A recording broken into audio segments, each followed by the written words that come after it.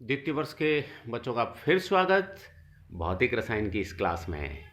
Physical chemistry में थोड़ा सा दूसरे पेपर से टफ पड़ता है, लेकिन अपन अगर फोकस करें, केंद्रित करें अपना ध्यान इस पे तो बहुत आसानी से समझ में आता है। खटाखट से फटाफट से अपने सॉल्यूशन भी निकलते जाते हैं, समझ में भी आ जाते हैं, मार्क्स भी अच्छे आते हैं। तो उन्हीं चीज़ों को ध्यान में रखते हुए, केंद्रित करते हुए हम आगे बढ़ते हैं और आज के इस वीडियो में हम relation between delta H and delta E के बारे में अध्ययन करेंगे। डेल्टा एच यानी कि एंथैल्पी में परिवर्तन और डेल्टा ई यानी कि आंतरिक ऊर्जा में परिवर्तन। तो हम ये कहेंगे हिंदी में एंथैल्पी में परिवर्तन तथा आंतरिक ऊर्जा में परिवर्तन के बीच में संबंध, relation between delta H and delta E. चलिए पहली स्लाइड पे हम फोकस करते हैं अपन। फर्स्ट स्लाइड देखिए, चूंकि सिंस लिखा है, चूंकि enthalpy is defined by the equation. चूंकि एंथैल्पी किसी भी तंत्र की जो एंथैल्पी है वो निम्न समीकरण के द्वारा परिभाषित की जाती है, डिफाइन की जाती है। किसी भी सिस्टम की एंथैल्पी है वो निम्न समीकरण के द्वारा डिफाइन की जाती है, परिभाषित की जाती है। कौन सी समीकरण है? देखो नीचे लिखी हुई H equal to E plus PV. H equal to E plus PV जो है समीकरण, वो एंथैल्पी को परिभाषित करने वाली समीकरण है। तो हम देखते हैं, at constant pressure volume changes from V1 to V2। System का, किसी भी तंत्र का दाब स्थिर होने पर उसका आयतन V1 से V2 तक परिवर्तित होता है, बदलता है। पहले हमने ये बात कही भाई किसी भी तंत्र का एंथैल्पी है वो उसको H इक्वल टू, एंथैल्पी को परिभाषित करने वाली समीकरण H equal to E plus PV होती है। अब उस सिस्टम में जब एंथैल्पी की बात कर रही है, इसका मतलब प्रेशर कांस्टेंट होगा, और प्रेशर कांस्टेंट होगा इसका मतलब ये हुआ कि प्रेशर कांस्टेंट पे उस सिस्टम का जो आयतन है V1 से V2 चेंज होता है, बदलता है। तो जब आयतन V1 से V2 बदलेगा इसका मतलब कार्य किया जाएगा। तो इसलिए किया गया कार्य, इसलिए work done is equal to W। Work done क्या है? W। तो work done W is equal to P, pressure constant है इसलिए P into V2 minus V1, ये कार्य किया जाएगा। कौन सा कार्य किया जाएगा? देखिए वापिस से पुनः फोकस करें, किए गया कार्य जब आयतन में परिवर्तन जो है V1 से V2 होगा तो किया गया कार्य W is equal to P into V2 minus V1 के बराबर होगा। अब हमने क्या लिखा है? Substituting the value of W, यानी कि किए गए कार्य के मान जो है, substituting the value of W from above equation into first law of thermodynamic equation. ये कह रहा है कि उपरोक्त समीकरण से W का मान, कार्य का मान, ऊष्मागतिकी के प्रथम नियम की जो समीकरण है उसमें रखने पर, तो ऊष्मागतिकी के प्रथम नियम की समीकरण होती है delta E is equal to Q minus W। तो delta E equal to Q minus W में W की जगह उसमें उपरोक्त समीकरण का मान रख देते हैं। रखे मान, तो मान रखने पर क्या प्राप्त होता है? नेक्स्ट इक्वेशन प्राप्त होगी, delta E equal to QP minus P into V2 minus V1। QP क्यों लिखा है? क्योंकि प्रेशर कांस्टेंट है, और W की जगह हमने क्या लिख दिया? P into V2 minus V1। तो हमारा समीकरण अब क्या आ गया? Delta equal to delta E is equal to QP minus P into V2 minus V1। इस समीकरण को और सॉल्यूशन करें, सॉल्व करें, तो हम इसे ऐसे भी लिख सकते हैं। कैसे लिख सकते हैं? डेल्टा E का मतलब है E2 माइनस E1, तो हम लिखेंगे E2 minus E1 is equal to QP, तो QP ही रहेगा, minus P into V2 minus V1, और इसको हम कहेंगे ये समीकरण नंबर 1 है। तो ऊपर वाली समीकरण को जब सॉल्व किया और खोल दिया इसको, तो डेल्टा E की जगह लिख सकते हैं E2 minus E1 is equal to QP minus P into V2 minus V1, और इस समीकरण का नाम हमने दे दिया समीकरण नंबर 1। इसको और अगर सॉल्व करें तो हम ऐसे भी लिख सकते हैं, यही समीकरण नंबर 1 है, तो समीकरण 2 में कन्वर्ट होगी। किस प्रकार से होगी? इस प्रकार से होगी, E2 minus E1 plus P into V2 minus V1 is equal to QP।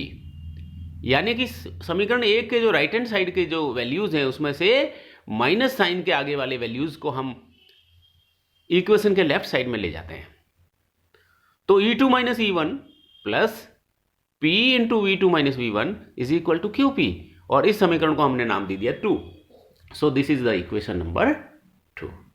अब इस समीकरण को भी हम और सॉल्व करें तो कैसे लिख सकते हैं? हम ऐसे भी लिख सकते हैं कि E2 plus PV2, E2 plus PV2 minus E1 plus PV1 minus E1 plus PV1 is equal to QP।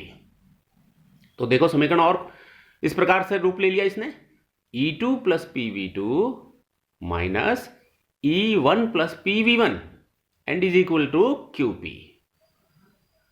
अब चूंकि E2 प्लस PV2, देखो हमने शुरू में कहा था कि एंथैल्पी को डिफाइन करने वाली इक्वेशन जो होती हैं वो होती H is equal to E plus PV।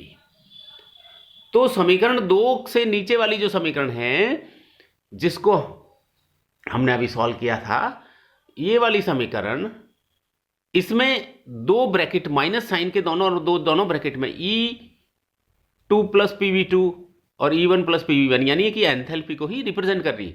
चूंकि ये पहले ब्रैकेट में E2 प्लस PV2 तो ये H2 हो गया, तो हम इसको ऐसे लिख सकते हैं H2 minus H1 is equal to QP, और इसको हमने कह दिया समीकरण नंबर 3।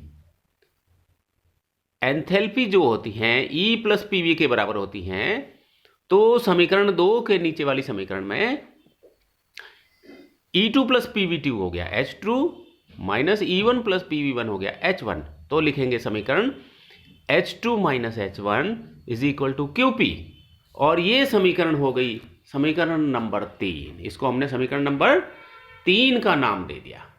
तो हम देखो समीकरण 3 आ गई हमारे पास में।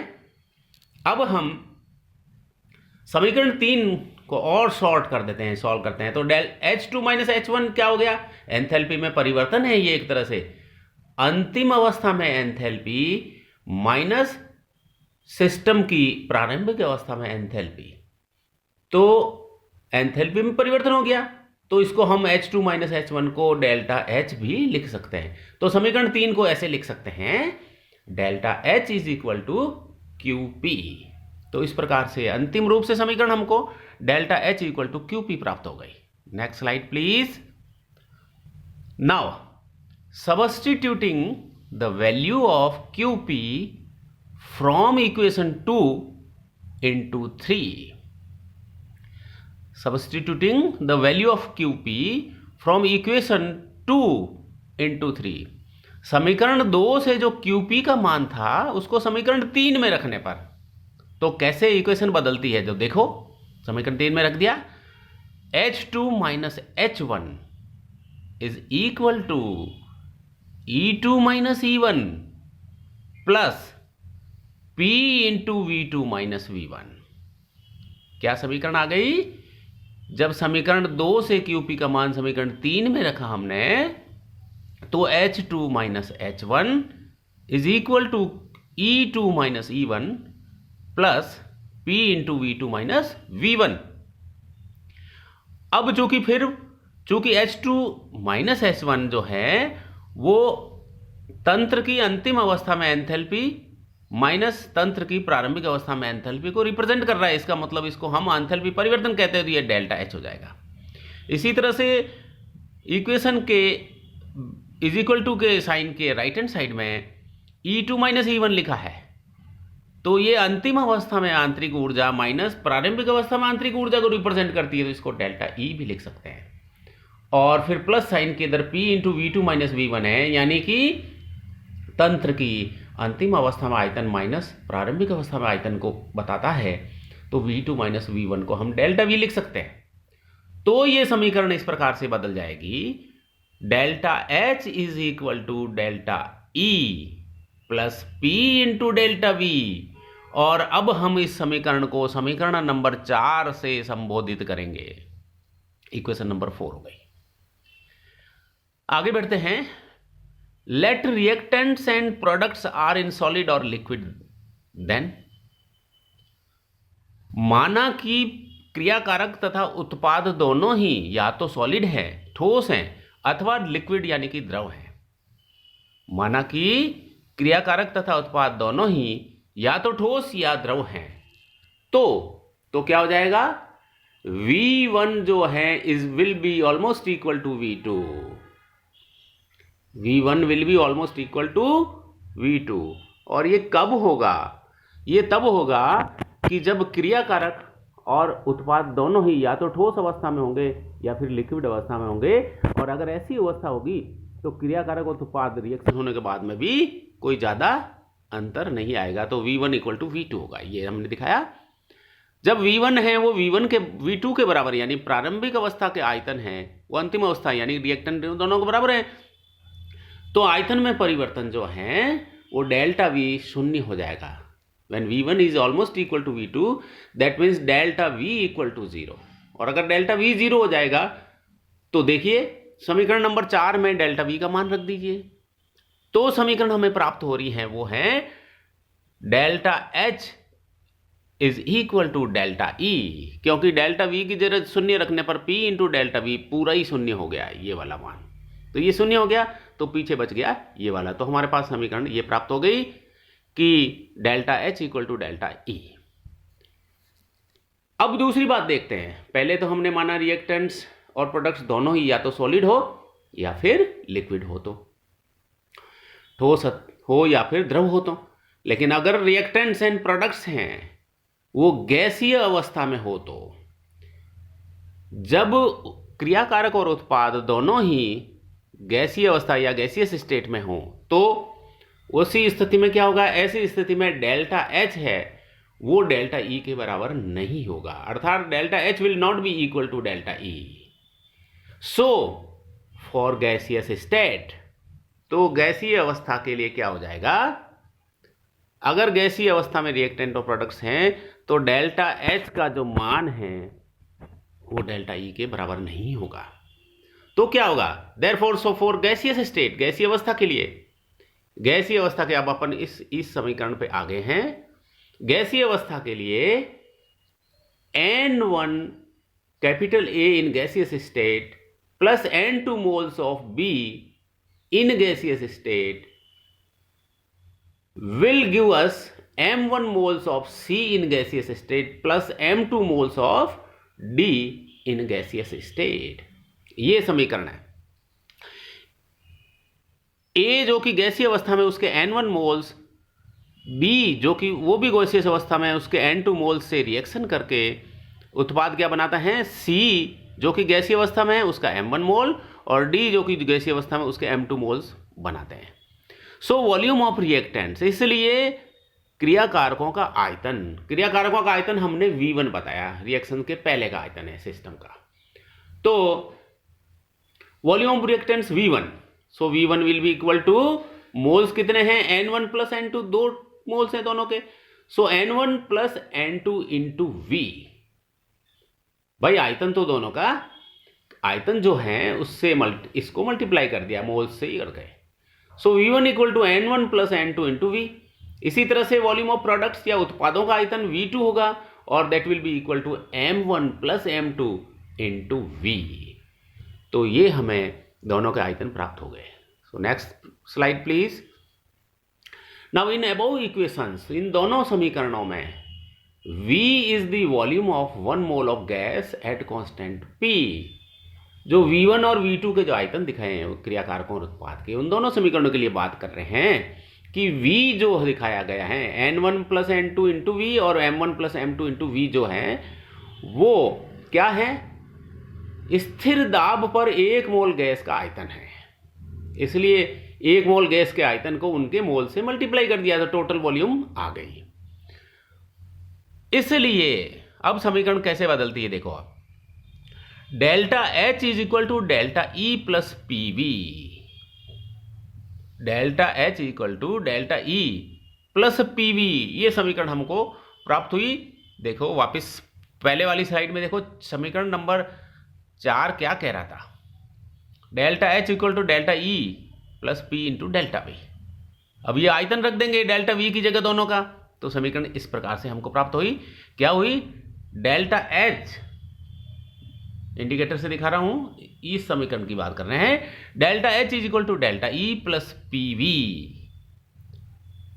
चूंकि डेल्टा है आयतन पर, तो हम लिखेंगे P V into M one plus M two minus N one plus N two. इससे दिखाएंगे। Now for an ideal gas, आदर्श गैस के लिए सदैव गैस समीकरण लागू होती हैं। So for an ideal gas, यदि गैस आदर्श हो तो P V is equal to R T, जिसको कि गैस समीकरण कहते हैं।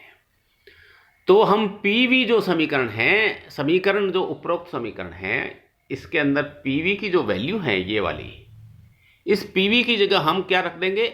आर टी रख सकते हैं। तो समीकरण क्या चेंज हो गई? ये देखिए,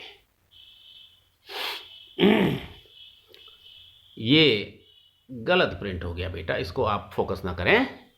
यहां पे समीकरण ये हो गई, delta H is equal to delta E plus P V into M one plus M two into minus N one plus N two थी। अब हम पी वी की जगह लिख देंगे आर टी। तो नेक्स्ट समीकरण हमारे पास ये आ गई, delta H is equal to delta E plus R T into M one plus M two minus N one plus N two. ये समीकरण हो गई सॉल्व। और सॉल्व करें इसको तो और छोटी हो जाएगी। तो देखिए, डेल्टा एन है मोल्स में परिवर्तन, delta N is equal to M one plus M two minus N one plus N two. अब हम जो उपरोक्त समीकरण है ये वाली, इसके अंदर मोल्स का परिवर्तन है, यानी M one plus M two minus N one plus N two जो लास्ट का पार्ट है, उसकी जगह डेल्टा एन रख सकते हैं, तो और समीकरण और सरल हो जाएगी। तो क्या होगी? Delta H is equal to delta E plus delta N R T. ये वाली समीकरण प्राप्त हुई। तो लास्ट के अंदर हमें ये समीकरण अंतिम रूप से प्राप्त हुई है, वो है delta H is equal to delta E plus delta N R T. और यही समीकरण एंथैल्पी में परिवर्तन तथा आंतरिक ऊर्जा में परिवर्तन के संबंध को इंगित करती हैं, व्यक्त करती हैं, दर्शाती हैं, बताती हैं। सो धन्यवाद, हमारा टॉपिक कंप्लीट हुआ। Thank you.